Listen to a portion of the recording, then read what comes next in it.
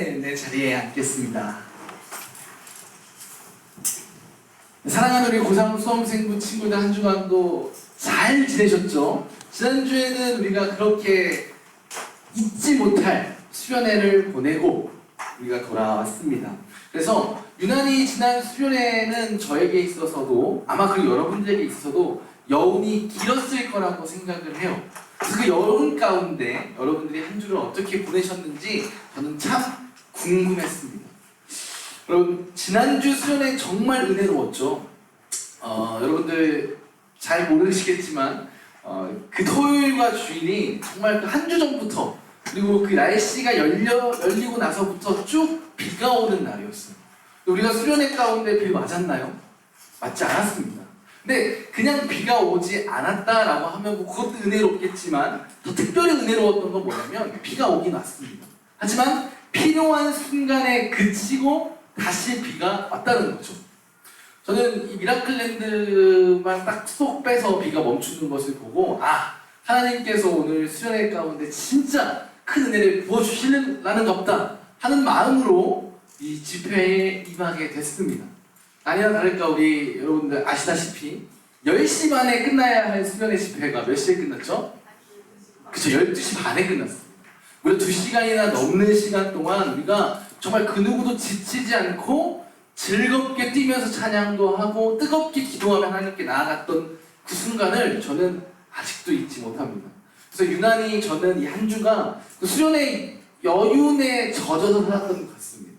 이번 수련회 끝나고 나온 우리 친구들의 얼굴 분명히 변해 있겠지? 그 은혜가 오늘 예배 가운데 그대로 흘러나오겠지? 라는 기대를 가지고 오늘 말씀을 또 준비했으니까 여러분들 기대함을 가지고 또 아직 오늘까지는 수련회 말씀의 연장선입니다. 오늘 수련회 3과 말씀을 나눌 예정인데 여러분들 오늘 말씀 잘 듣고 오늘도 지난주 수련회와 같은 동일한 은혜를 받아 누리시기를 바랍니다.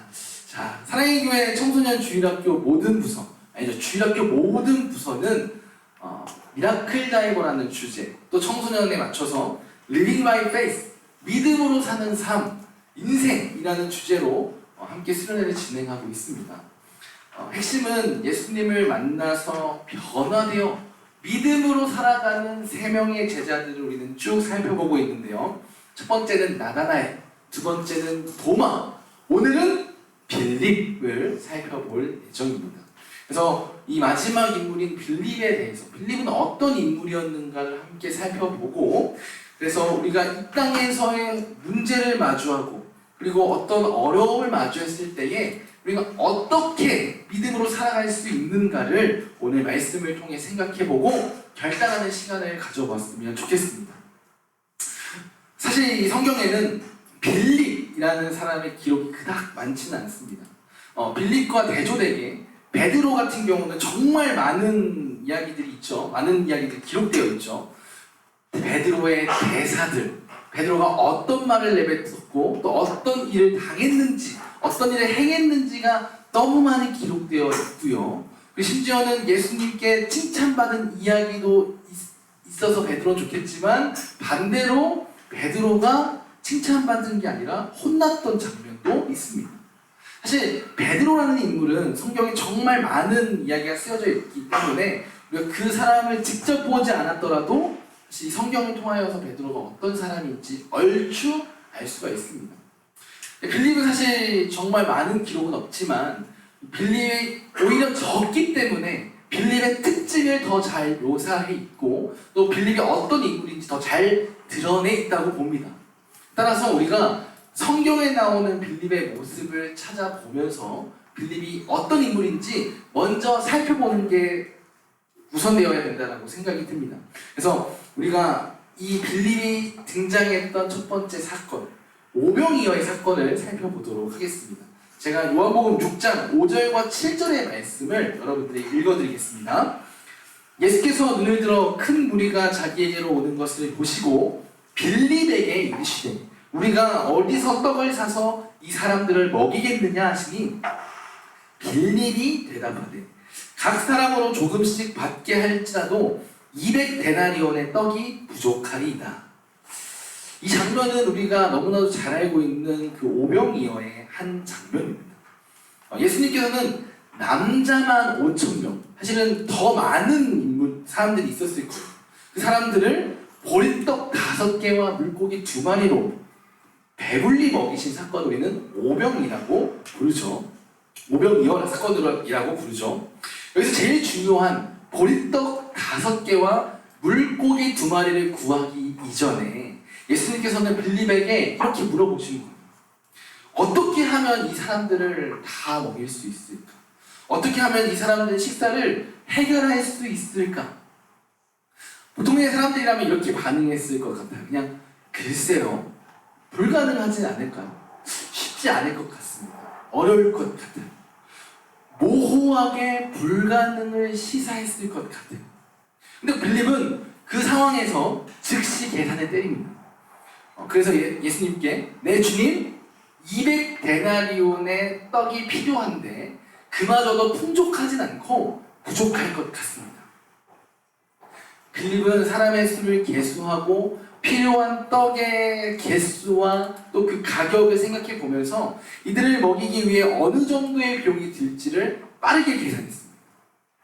이것을 보면 빌립의 성향, 우리가 익숙하게 접하고 있는 MBTI 따지자면 빌립은 아마 STJ의 성향이 있었을 것 같아요. STJ. 즉 굉장히 논리적이고 분석적인 사고를 하면서 지극히 현실적인 삶을 살아갔던 사람으로 빌립은 보여진다는 것이죠. 근데 이렇게나 빠른 빌립의 계산으로 인하여서 그리고 그렇게 빠르게 대처해서 계산해서 이들이 얼마면은 떡을 다 먹을 수 있다라고 도출해낸 그 일로 인하여서 5,000명의 식사가 해결이 되었나요? 해결되지 않습니다. 결국에 5,000인분이 넘는 식사는 예수님의 기적으로 인하여서 보리떡 5개와 물고기 2마리로 해결이 됩니다. 예수님께서는 이 상황을 통하여서 빌립에게 무엇을 말씀하고자 하셨을까요? 이 상황을 어떻게 빌립에게 또 가르침을 주시기 위해 보리떡 5개와 물고기 2마리를 구하기 전에 빌립에게 질문하셨던 걸까요? 지극히 현실적인 빌립이 눈앞의 문제를 마주했을 때 그때 우선은 주변을 바라보고 현실적인 계산으로 향하는 것이 아니라 예수님 자신을 먼저 바라보라, 예수님 나를 먼저 바라봐라 라는 것을 말씀하시고자, 그것을 가르치고자 빌립에게 질문하셨을 겁니다. 빌립은 정말 빠르게 계산해서 현실적인 답을 빨리 찾았습니다. 하지만 5,000명을 먹일 수가 없었어요. 모든 문제를 해결하신, 정작 그 모든 5,000명의 식사를 해결하신 분은 예수님이셨습니다. 그분이 모든 문제의 정답이심을 예수님께서는 빌립에게 가르치셨고, 빌립이 예수님 자신이 정답이라는 사실을 깨닫기를 바라셨어요. 이게 이 오병이어 사건을 통하여서 예수님이 빌립에게 가르쳐주신 가르침입니다. 자, 이제 오늘의 본문으로 한번 돌아와 보겠습니다. 빌립은 그 오병이어의 사건을 경험하고요, 그 이후에도 예수님과의 공생의 사역을 하면서 정말 눈으로 보고도 믿지 못할 광경들을 다 보고 체험했다라는 사실을 여러분들이 미리 기억해놓고 지금 이 본문을 보셨으면 좋겠어요. 지금 이 상황은 무슨 상황이냐면 예수님께서 정말 공생애를 제자들과 다 마무리하시고 이제 예수님 잡혀가시기 직전에 마지막 제자들을 향한 가르침의 시간이었어요. 이 오늘 본문의 가장 중요한 말씀이 이것입니다. 예수님께서는 요한복음 14장 6절에서 이렇게 말씀하시는데요, 우리가 함께 이건 읽었으면 좋겠습니다. 이 말씀 너무 익숙하고 너무 우리가 다 암송할 만한 말씀인데요, 우리가 함께 읽도록 하겠습니다. 시작! 예수께서 이르시되 내가 곧 길이요 진리요 생명이니 나로 말미암지 않고는 아버지께로 올 자가 없느니라. 아멘. 여기서도 사실 동일하게 예수님께서는 말씀하십니다. 예수님 자신이 진리와 생명을 향하는 길이다 라고 설명하시면서 제자들과 또 저와 여러분들에게 세상의 눈을 돌리는 것이 아니라 길이요 진리요 생명이신 예수님께 먼저 나아올 것을 요청하고 계시는 거예요. 이 가르침은 예수님께서 제자들에게 가르치는 마지막 가르침 중에 한 가지라고 말씀드렸죠. 제한된 시간, 또 얼마 남지 않은 그 시간에 예수님께서는 제자들을 향하여서 세상에는 길이 없다. 오직 내가 생명과 진리로 향하는 길이다. 그러니 나를 통해 아버지께로 나아가야 한다. 라고 열심히 진리를 쏟으시며 가르치고 있는데 오직 예수님을 통해서만 아버지께로 나아갈 수 있다는 사실을 가르치고 또한 그 예수님이 세상의 그 어떤 것과도 비견될 수 없는 분이시라는 것을 설명하고 계십니다. 그런데 말이죠. 이러한 중요한 가르침 앞에 빌립이 뭐라고 대답하냐면 8절입니다. 제가 읽어드리겠습니다. 빌립이 이르되 주여 아버지를 우리에게 보여 주옵소서. 그리하면 족하겠나이다. 빌립은 오병이어 사건 때뿐만이 아니라 예수님의 이 마지막 순간, 마지막 가르침의 순간에서도 지극히 현실적인 모습을 보여줍니다. 예수님께서 말씀하신 건 눈앞에 5,000명의 밥을 먹여야 하는 상황이 벌어지건 말건 혹은 또 다른 너의 삶에서의 어려움을 마주치건 말건 간에 가장 먼저 길이요 진리이신 예수님을 바라보며 또 예수님이 걸어가신 길을 걸어가야 함을 제자들에게 가르쳐주고 있으신데 참된 진리, 인생의 정답을 알려주고 계신데 거기서 빌립은 그 삶의 진리이신 예수님을 바라보는 게 아니라 그렇다면 그 끝인 하나님 아버지를 눈앞에 보여주십시오. 예수님께서는 물고기를 잡는 방법을 알려주고 계신 건데 하나님 아버지 물고기를 주십시오라고 얘기하고 있는 겁니다. 참 어처구니가 없죠. 이미 오병이어 때도 그랬고 예수님이 잡혀가시기 직전까지도 빌립은 그 이성적이고 논리적이며 즉히 현실적인 그 성격과 생각을 변하려고 노력하지 않습니다. 여전히 현실만을 바라보고 논리와 이성으로 납득할 수 있는 증거를 예수님께 요청하죠. 근데 여러분, 빌립은 예수님의 오병이어 사건을 경험했던 사람이에요. 계속 누누이 얘기하죠. 빌립은 예수님의 그 오병이어 사건을 경험했고요. 예수님이 나눠주신 그 음식도 먹었고요. 그 일뿐만이 아니라 눈으로 보고도 믿겨지지 않는 수많은 일들, 논리와 이성으로 설명되지 않는 수많은 일들을 예수님께서 행하시는 것을 목격했던 제자예요. 그럼에도 불구하고 하나님 아버지를 보여달라. 그 진리요 생명이신 아버지를 보여달라 요청합니다. 예수님 증거를 더 보여주세요. 더 끊임없이 요청합니다. 그런 빌립에게 예수님께서 9절에서 이렇게 말씀하십니다. 제 현대인의 성경으로 한번 읽어드릴게요. 예수님이 이렇게 말씀하셨다. 빌립아, 내가 이렇게 오랫동안 너희와 함께 있었는데도 네가 나를 모르느냐? 나를 본 사람은 아버지를 본 것인데 어째서 아버지를 보여달라고 하느냐? 예수님은 이미 보여줬음에도 이미 수많은 증거들을 보여줬음에도 보지 않은 것처럼 행동하고 생각하는 빌립에게 답답한 마음을 토로하세요. 예수님은 이 오병이어 사건부터 또 잡히시기 직전까지 한 가지만 빌립에게 말씀하고 계십니다. 눈앞의 현실이 아니라 나를 바라봐라. 길이요 진리요 생명인 나를 바라보아라.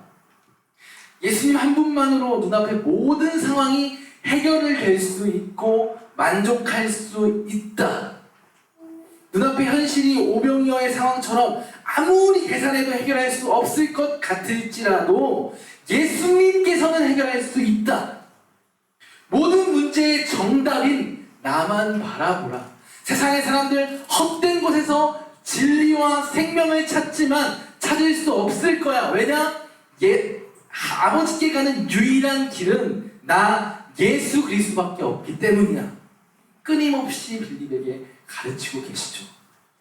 오병이어 사건 때부터 지금 잡히시기 직전까지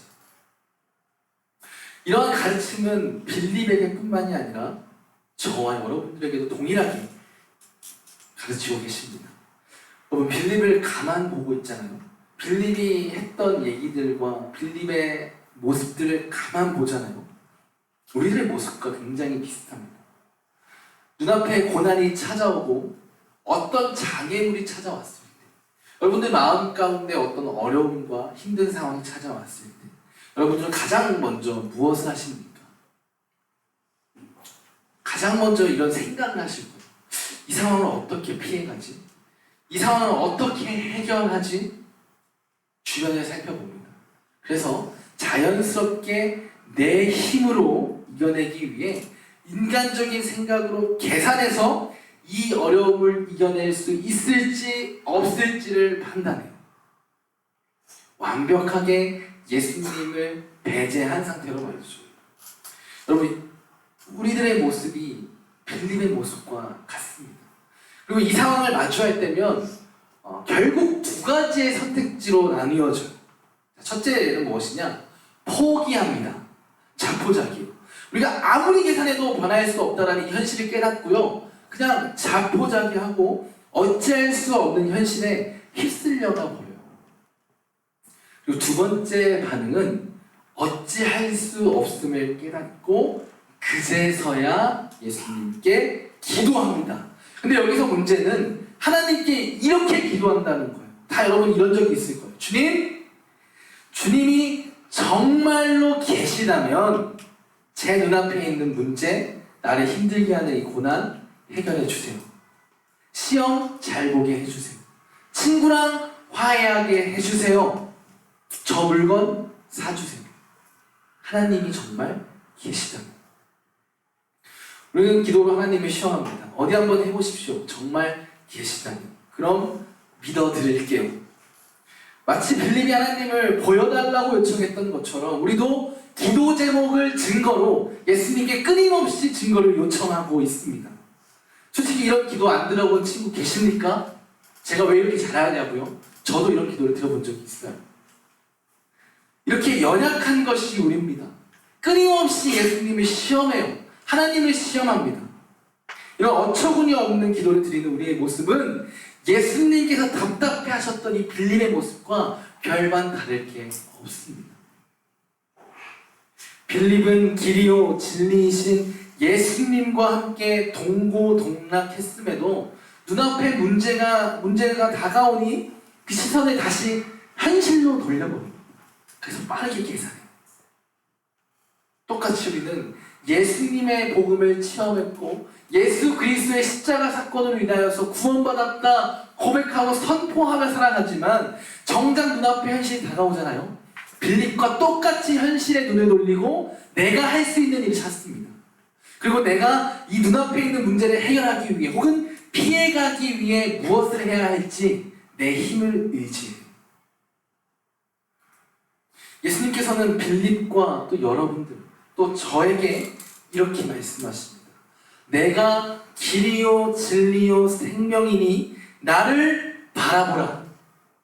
그리고 여전히 주님을 바라보지 못하고 현실에 흔들리는 저와 여러분들을 향하여 여러분들을 위해 성령님, 고해사 성령 하나님을 약속하십니다. 우리 함께 읽었던 16절 다시 한번 함께 읽도록 하겠습니다. 16절 한 목소리로 합독합니다. 시작! 내가 아버지께 구하겠으니 그가 또 다른 고해사를 너희에게 주사 영원토록 너희와 함께 있게 하리니. 아멘. 여러분, 완악한 우리들, 완전히 타락한 우리는 이 세상에서 고난을 마주하거나 혹은 고민이 생겼을 때 우리의 마음을 짓누르는 어떠한 일이 생겼을 때에 무엇을 가장 먼저 하게 될까요? 예수님을 찾는 일? 아닙니다. 오히려 예수님과 멀어져요. 예수님과 가장 먼 곳에서 내가 할 수 있는 일을 찾습니다. 그리고 그 방법들을 해봐요. 시도해봅니다. 그리고 안 되는 걸 알아요. 더 이상 기댈 곳이 없어졌을 때 그제서야 예수님을 찾습니다. 연약한 우리가 또 연약한 우리의 힘을 의지하는 것이 얼마나 어리석은 일인지 몰라요.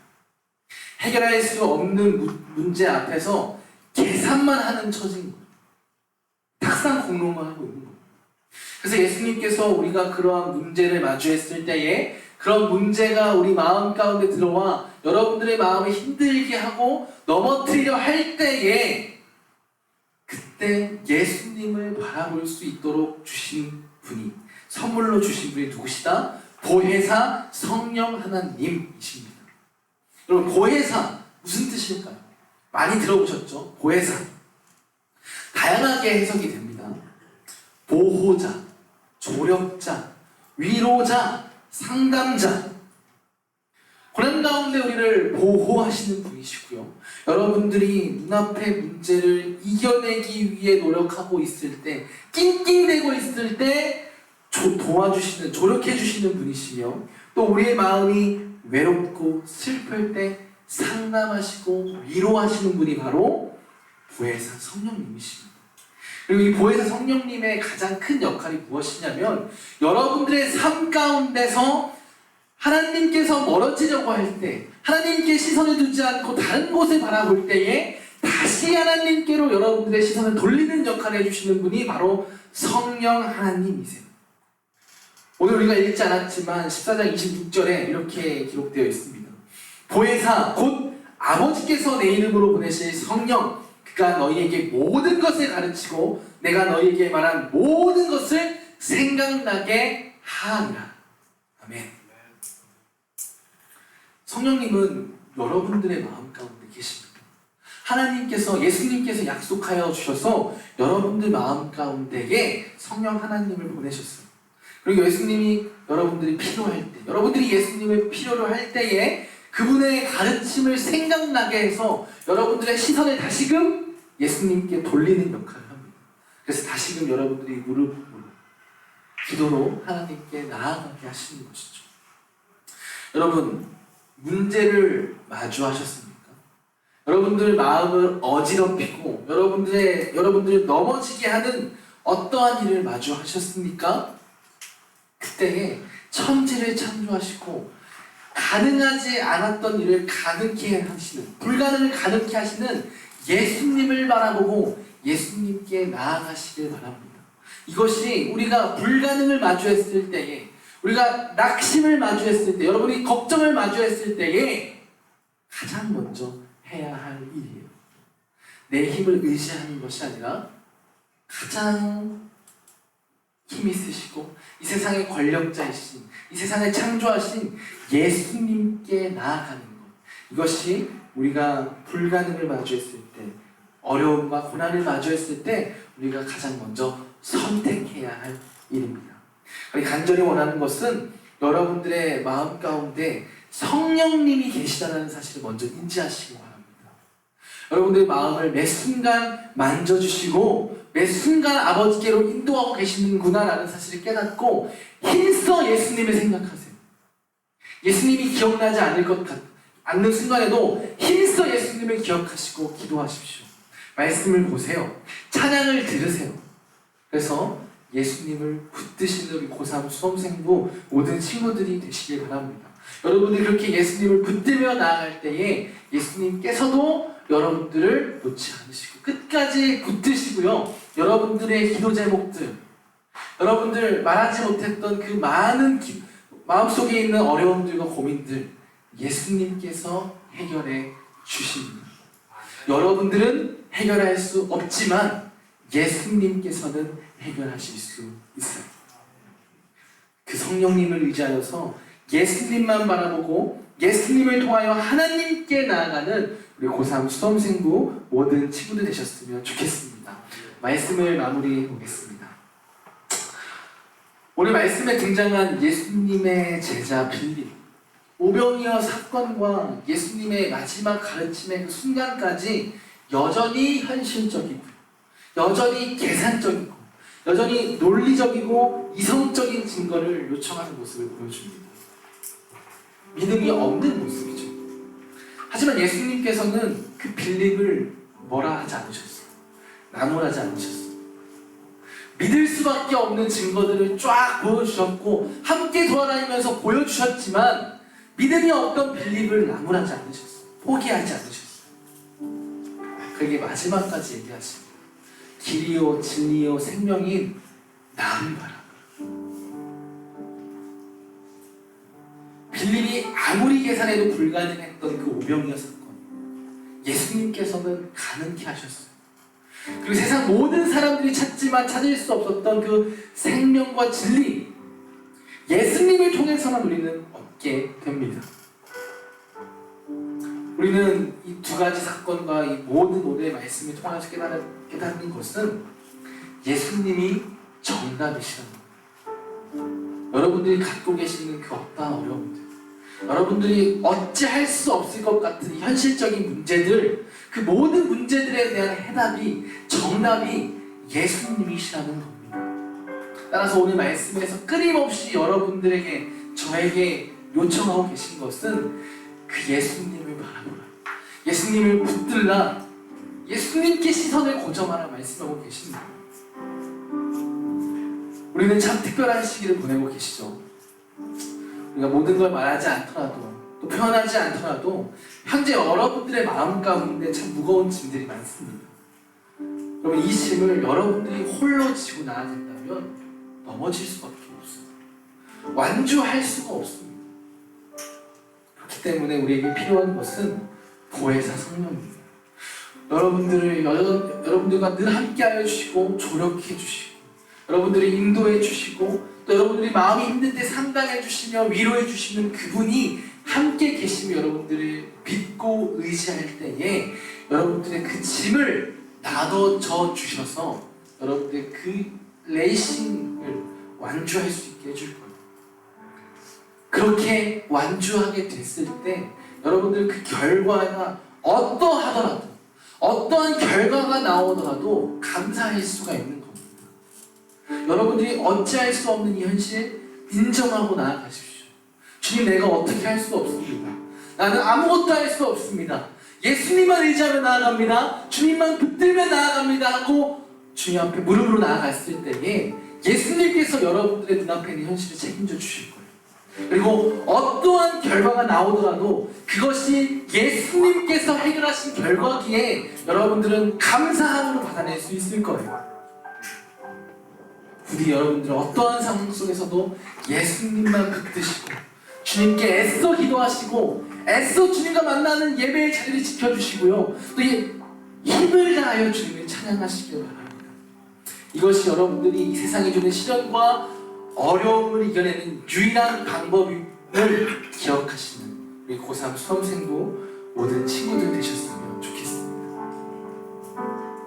시간 우리가 오늘 주신 말씀을 기억하시면서 우리가 함께 찬양했으면 좋겠습니다. 주님, 우리가 어떠한 상황 가운데서도 주님을 바라보고 나아가기 원합니다.